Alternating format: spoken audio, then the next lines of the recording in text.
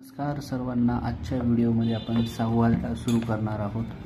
6व्या धड्याचं नाव आहे लांबी, वस्तुमान, धारकता, काल, चलन, यालाच आपण पैसा म्हणतो. या राशीचे मापन करायचे आपल्याला. तर पहा, यामधील पहिला प्रश्न आपण समजून घेऊया. पहिला प्रश्न 6.1 मधील बघा, इथे दिलेले एक मत्स्य टाकी काठोकाठ भरली असता त्याच्यात 45 लिटर पाणी मावते. किती मावते?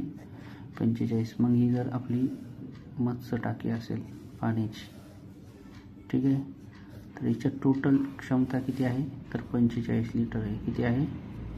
45 लिटर.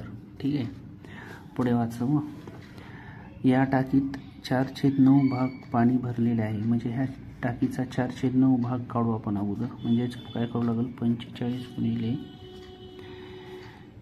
4/9. 9 1 9 9 5 45 5 20.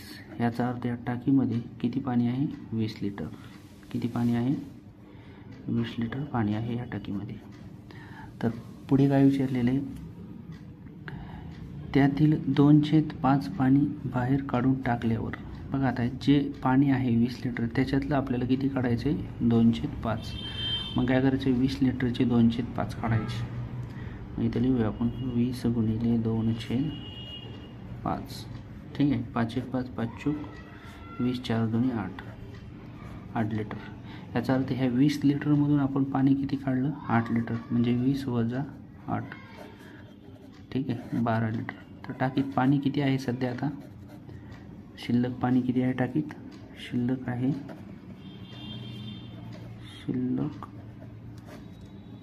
20 litre, sorry 12 litre. किती आहे? 12 लिटर.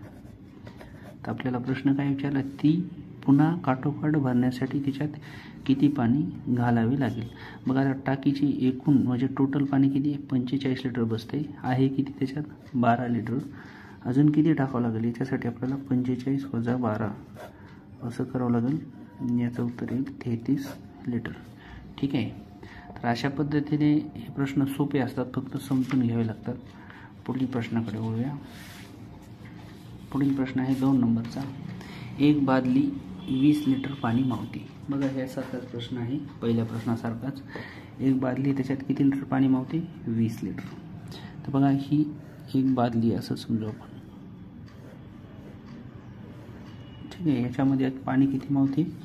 20 लिटर. तिचा 3/5 भाग भरलेला आहे. म्हणजेच 20 लिटरचे 3/5. 5 चूक 20 4 3 12. याचा अर्थ ही बादली किती भरलेली आहे? 12 लिटर. किती भरलेली? 12 लिटर पाणी या बादलीमध्ये आहे. पुढे काय विचारले? भरलेली आहे. बादली पूर्ण भरण्यासाठी किती लिटर पाणी लागेल? बघा आता बादलीमध्ये पाणी किती? 12 लिटर. टोटल बादलीची क्षमता आहे 20 लिटर. म्हणजे या दोघांची काय करा? वजाबाकी. म्हणजे बादली आपल्याला काय करावं लागेल? किती पाणी लागेल अजून? तर 8 लिटर पाणी लागेल. ठीक आहे, पुढील प्रश्नाकडे वळूया. पण या ठिकाणी ट्रेनचा प्रश्न आहे. 1250 मीटर लांबी असणाऱ्या एक आगगाडी. बघा, आगगाडीची लांबी दिली. आगगाडीची लांबी किती? 1250 मीटर. आणि ही आगगाडी काय करते? 2 मिनिटात 1 किलोमीटर जाते. बघा, मिनिट आणि इथं जाते अंतर. तर बघा, 2 मिनिटात 1 किलोमीटर जाते. किलोमीटर. तर आता विचारले 4 मिनिटात स्थिर उभ्या असलेल्या दुसऱ्या आगगाडीला ती 4 मिनिटात ओलांडते. बघा, या ठिकाणी 4 मिनिटात किती जाईल? मग ती 2 मिनिटात 1 किलोमीटर, मग 4 मिनिटात 2 किलोमीटर जाईल, हे का नाही? पण काय माहिती का, ही आगगाडी जात असताना एक इथं अशी आगगाडी उभा आहे. एक आगगाडी या ठिकाणी उभा आहे. तर ह्या आगगाडीला ती ओलांडून काय करणार आहे? पुढे जाणार आहे. म्हणजे बघा, तर ह्या आगगाडीला ओलांडून ती पुढे जाणार आहे. तर विचारले, तर उभ्या असलेल्या आगगाडीची लांबी विचारली आपल्याला. तर बघा, आता या 2 किलोमीटर जाते. याचा अर्थ 2 किलोमीटर म्हणजे किती मीटर? 2000 मीटर. तर या ठिकाणी आपल्याला आगगाडीची लांबी दिलेली आहे ना. मग बघा आता समजा इथून जर आगगाडी सुटली आणि इथपर्यंत गेली तर हे अंतर समजायचं आपण 2000 मीटर असेल. तर इथं कुठंतरी ही आगगाडी उभी असणार आहे आणि निघणारी आगगाडी इथून निघणार आहे. ठीक आहे. तर पहा, तर ही इथून जर आगगाडी इथपर्यंत गेली तर 2000 मीटर जाते, परंतु ह्या आगगाडीची स्वतःची ही लांबी त्याच्यामध्ये असते म्हणजे 1250.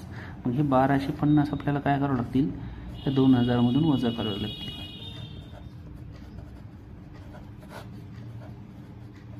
म्हणजेच जी आपली उभा असलेली जी आगगाडी आहे तिची लांबी निघेल 750 मीटर.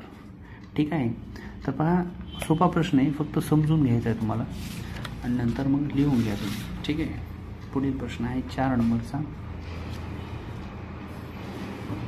5045 ग्रॅम म्हणजेच आता बघा या ठिकाणी 1 किलोग्रॅम बरोबर किती ग्रॅम असतात, 1000 ग्रॅम. तर इथे ते 5000 ग्रॅम म्हणजेच 5 किलोग्रॅम काय होईल, 5 किलोग्रॅम. आणि जे उरलेले जे आहेत ते ग्रॅम असतील 45 ग्रॅम. म्हणजे ऑप्शन नंबर 2 या ठिकाणी आपलं उत्तर असेल. पुढील प्रश्न 7 लिटर तेलाने 350 मिलीलिटर क्षमता असलेल्या किती बाटल्या भरतील. बघा इथे लिटर दिले आणि इथे विचारले बाटलीची क्षमता मिलीलिटर. म्हणजेच 1 लिटर बरोबर 1000 मिलीलिटर हे आपल्याला समजायला पाहिजे. ठीक आहे. चला तर या ठिकाणी आपल्याला काय करायचं आहे, 7 लिटर तेल आहे आपल्याकडं. मग 7 लिटर बरोबर 7 गुणिले 1000 म्हणजे 7000 येईल. किती येईल, 7000. म्हणजे आपल्याकडे तेल किती आहे, 7000 मिलीलिटर आहे. बघा आता हे मिलीलिटर एकक आणि हे मिलीलिटर समान झाल्यावर आता 7000 मिलीलिटरमध्ये 350 मिलीलिटरच्या किती बाटल्या होतील, म्हणजे यांचा काय करायचा भागाकार. म्हणजेच करायचं 7000 भागिले 350. कडीकडीच्या शून्य कॅन्सल. 35 एक 35, 35 दोन्ही 70, शून्याला शून्य. म्हणजेच किती बॉटल्या भरतील आपल्या, 20 बॉटल भरतील. पुढील प्रश्नाकडे वळूया. या ठिकाणी विचारले 5 रुपयाच्या एका नाण्याचे वजन 9 ग्रॅम आहे. बघा एका नाण्याचं वजन 9 ग्रॅम आहे. तर 5 रुपयाच्या नाण्याच्या पिशवीचे वजन दिले आपल्याला 9 किलोग्रॅम. तर त्या पिशवीत किती नाणे असतात. बघा एका नाण्याचं वजन किती, एक नाणे 9 ग्रॅम आहे. तर आपल्याला काय केले, पूर्ण पिशवीचं वजन दिले 9 किलोग्रॅम दिले, 9 किलोग्रॅम दिले. त्या किलोग्रॅमला अगोदर आपल्याला ग्रॅममध्ये न्यावं लागेल. मग काय होईल, 9000 ग्रॅम होईल. आणि हे 9000ला आपल्याला काय करून एका नाण्याच्या वजनाने याला भाग द्यावा लागेल. 9 1 9 9 1 9 3 0. म्हणजेच पिशवीतील किती नाणे आहेत, तर पिशवीमध्ये आहेत 1000 नाणे. ठीक आहे. पुढील प्रश्नाकडे वळूया. पहा आता हे पहिला जो प्रश्न बघितला होता त्यासारखाच प्रश्न आहे. तर बघा एका दुधाची टाकी काटोकाट भरली असता त्याच्यात 48 लिटर दूध मावते. ठीक आहे. मग काय करायचं आपल्याला, आता दुधाची टाकी काटोकाट जर भरली समजा त्याच्यात किती दूध मावते, 48 लिटर. ती 712 भरलेली आहे. म्हणजे 48चे 712 काढायचे. म्हणजे 48 गुणिले 712, 12 1 12 12 2 24 12 12 चौक 48 आणि 7 चौक 28 लिटर. याचा अर्थ ही टाकी किती भरलेली, 28 लिटर भरलेली. किती भरलेली, 28 लिटर. जर त्यातील 1/2 दूध काढून घेतले. बघा जे दूध आहे म्हणजे 28 लिटर दूध आहे त्याच्यातलंच आपल्याला 1/2 म्हणजे अर्धा. म्हणजे 28चे 1/2 करायची. बेग बे चौक 8 14. म्हणजे किती लिटर दूध काढून घेतले, 14 लिटर. मग आता 14 जर ह्याच्यातली काढून घेतले तर टाकीत शिल्लक दूध किती राहिले, शिल्लक राहिलं 14 लिटर. ठीक आहे. आता शिल्लक 14 लिटर राहिलं तर आपल्याला काय करायचं विचारलं आहे, तर टाकी काठोकाठ भरण्यासाठी त्याच्यात आणखीन किती दूध टाकावं लागेल. आता टाकीत टोटल दूध किती मावतं आहे 48, शिल्लक किती 14. मग या ठिकाणी आपण 48 + 14 असं जर केलं तर 34 लिटर आपल्याला आणखीन दूध त्या टाकीमध्ये भरावं लागेल. त्यानंतर ती टाकी काठोकाठ भरली जाईल. ठीक आहे. प्रश्न तुम्ही थांबून लिहायचे असतील तर लिहून घेऊ शकता. पुढील प्रश्नाकडे वळूया. आणि हा शेवटचा प्रश्न असेल आपला 8वा.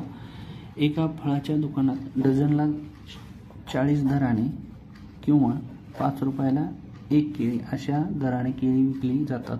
तर 99 केळी केवढ्याला मिळतील. बघा या ठिकाणी 99ला आपण अगोदर डझनमध्ये कन्वर्ट करावं लागेल, डझनमध्ये रूपांतर करावं लागेल. बघा आता 1 डझन म्हणजे किती 12. ठीक आहे, 12 केळी. मग आता याला 12ने आपण भाग देऊ. 99 भागिले 12, 12 96, 97, 98, 99, 3 केळी उरल्या. ह्या 3 केळी झाल्या आणि डझन किती झाले 8 डझन. आता डझनाचा भाव किती आपला 40. मग काय करायचं 40 × 8 करायचं. 0ला 0, 8 × 4 32, म्हणजेच 320 रुपये डझनाचे झाले. आणि शिल्लक केळी किती 3. मग 1 केळीचा भाव किती दिला 5. मग काय करायचं 3 × 5, 5 × 3 15.